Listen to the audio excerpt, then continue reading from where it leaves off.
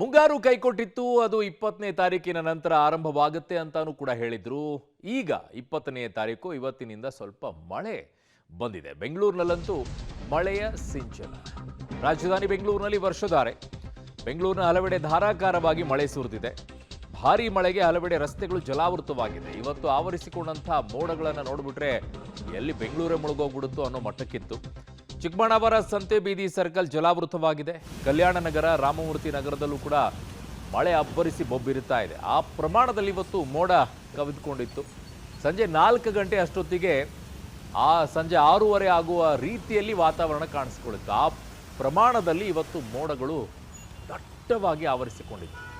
ಹವಾಮಾನ ಇಲಾಖೆ ಹೇಳಿತ್ತು ಸ್ವಲ್ಪ ತಡವಾಗುತ್ತೆ, ಜೂನ್ 20ರ ನಂತರ ಮಳೆ ಚುರುಕುಗೊಳ್ಳುತ್ತೆ ಅಂತ ಹೇಳಿ. ಆ ನಿಟ್ಟಿನಲ್ಲಿ ಇವತ್ತು 20ನೇ ತಾರೀಕು ಇವತ್ತಿನಿಂದ ಮಳೆ ಆರಂಭವಾಗಿದೆ.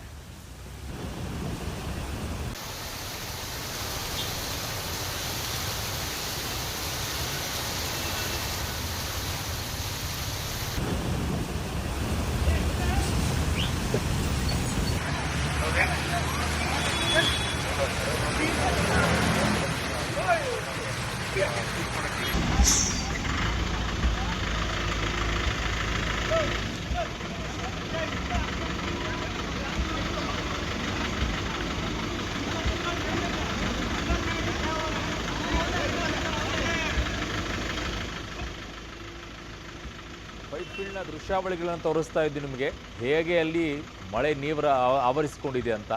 ಮುಖ್ಯ ರಸ್ತೆ ಸಂಪೂರ್ಣವಾಗಿ ಜಲಾವೃತಗೊಂಡಿರೋದು. ಬೆಂಗಳೂರಿನ ವೈಟ್ಫೀಲ್ಡ್ನ ಮುಖ್ಯ ರಸ್ತೆ. ವಾಹನಗಳು ಸಿಲ್ಕೊಂಡಿವೆ, ಸವಾರರು ಪರದಾಡ್ತಾ ಇದ್ದಾರೆ, ಕಾರ್ ಅರ್ಧ ಮುಳುಗೋ ರೀತಿಯಲ್ಲಿದೆ. ವೈಟ್ಫೀಲ್ಡ್ ಭಾಗದಲ್ಲಿ 60 ಮಿಲಿಮೀಟರ್ ಮಳೆ ಆಗಿದೆ ಅಂತ. ವಾಹ್, ಒಂದೇ ಸಲಕ್ಕೇ ಭಾರೀ ಮಳೆ ಆಗಿದೆ. ಕೆಲವು ಭಾಗಗಳಲ್ಲಿ ಮಳೆ ಆಗ್ತಾ ಇಲ್ಲ. ನದಿ ಪಾತ್ರದಲ್ಲಿ ಮಳೆ ಆಗಬೇಕು, ಆವಾಗ ಡ್ಯಾಮ್ಗಳು ತುಂಬುತ್ತೆ.